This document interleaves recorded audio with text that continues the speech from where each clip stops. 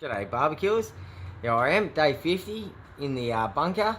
So I'm doing some reverse seared lamb chops tonight. Just thought I'd show you what's going on. I've just put them in. I've got the ink bird going tonight so I can actually show you what's going on.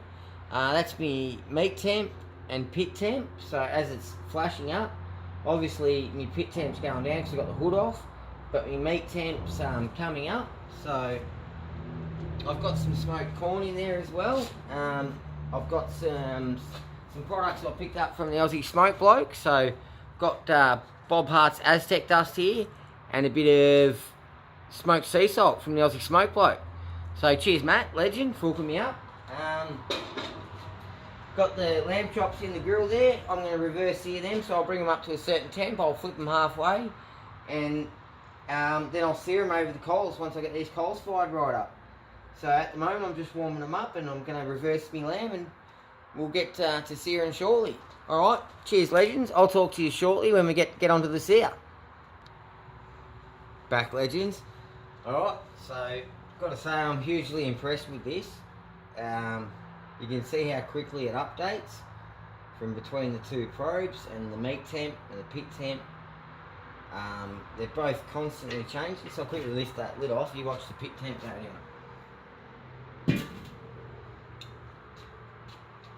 So very quick in its updates, the probe. Yeah, so I'm really happy with that. Absolutely stoked. That's the fastest I've seen. Yeah, I'm wrapped, living the dream. So they're looking pretty good, ready for a flip. I'm going to take them a couple more degrees and then I'm going to sear them. So I'll give you a look once I've had a flip, and it's a little bit awkward. This one's got the probe in it. I'm trying to keep the fat towards the coals too, so that helps the fat render down and protects the meat. So it helps keep your meat nice and juicy and helps your fat render out. I'll probably pick the skinniest chop too, so my chop temp's probably not accurate to what the other ones are. I probably should have picked the other one next to it, but it's a bit thicker. Alright, so it's saying I've got a meat temp of 52, I think. No, 55. 55 is my meat temp, 53 is my pit temp, because my pit lid's not on. Alright, so I'm going to put that lid back on, give them a few more minutes. Actually, I'll let you have a look first, eh? I'll bring you in for a quick squeeze before I flip. You can see they're starting to just render out a little bit of juice.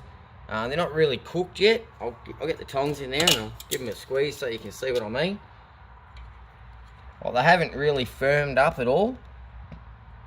Excuse me. So they're quite rare still. The probe might tell me they're a bit more done because it's in this skinny part of the chop there. So I probably could have placed my probe better. But looking at that, hang on, it's still quite rare. So yeah, we're probably halfway there, or a bit over halfway. Give them a quick sear and they'll be done in about probably about 10 more minutes I reckon, and then give them a sear. Alright legends, I'll be back shortly. Actually, I just wanted to show you how quick it actually is, how fast it goes back up. So now the hood's back on. Just check that out, legends. So this is how accurate it is.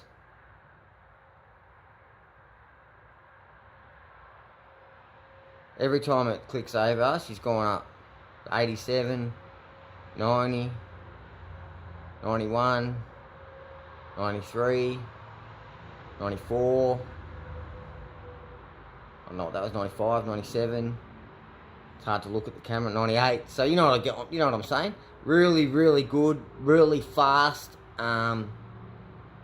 Living the barbecue dream, legends. If you haven't got an ink bird, get one. Cheers, barbecuers. So she was at around the 155, 165 mark. It's been running. I just lifted the hood off for a second just to check before I came back on. So they're ready for a sear. We'll get them on, eh? I reckon they're looking pretty good. I'll bring this down for a look. I'll just remove this probe. Take him out the side again. So they're looking pretty good now. Excuse me.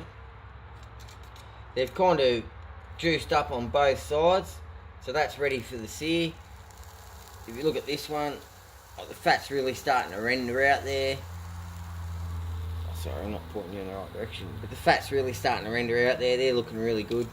So I'm just going to get them straight on the coals.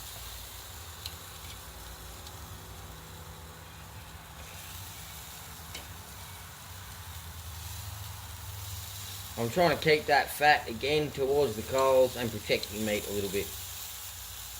It's more about, the sear for me on the lamb is more about just getting that fat nice and crisping it up and getting it to render right down.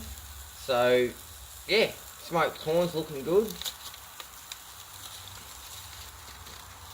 A little bit dry, but I'll just add a bit of butter to that and that'll be sensational. Living the barbecue dream. Alright, we might get these in a little bit closer. There we go. Try and get that fat rendering off. I'll come back when I'm about to flip them over and when we're on to the next side. Cheers, legends. Just wanted to let you know too, you kind of have to keep an eye on them just to make sure that because you will get a bit of fat flare up, so just make sure there's not too much fire going on in there. You don't want to set anything on fire. Be safe. Live the barbecue dream. Alright, so they're looking good. I usually flip them about 3 times, depending on how they crisp up.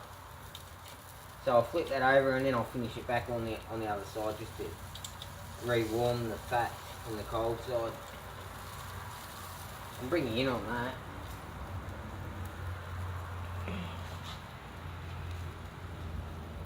Oh, she's dripping.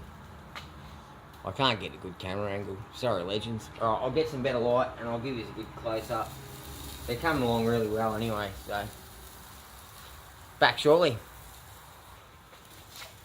Alright, they're pretty well done. I'll give them another flip.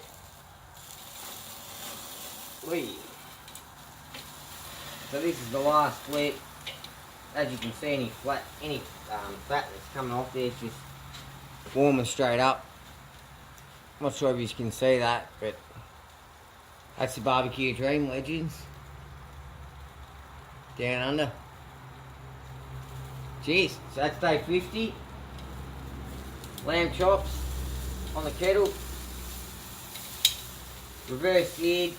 I'll take a video when I cut into one and give you a look at them.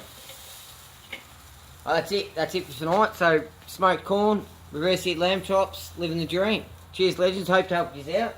So internal temp of my meat finished at 60 before I seared it, and my pit temp ran at around 150 to 165, and they took around probably 50 minutes to an hour. So probably I'd say 30 minutes on one side, 20 on the other, and then 10 minutes to sear. Cheers, legends. Live the dream. Give someone a sausage.